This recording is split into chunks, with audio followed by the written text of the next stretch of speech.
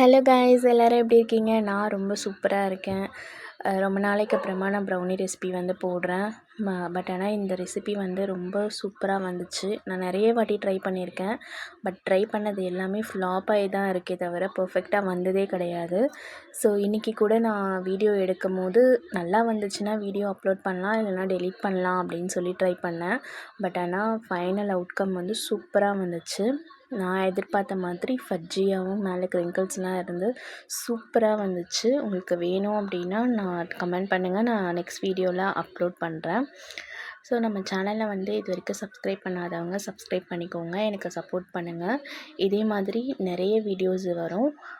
So பார்த்து enjoy பண்ணிக்கோங்க. இதுதான் பாருங்கள், எவ்வளோ சூப்பராக இருக்குது ப்ரௌனி.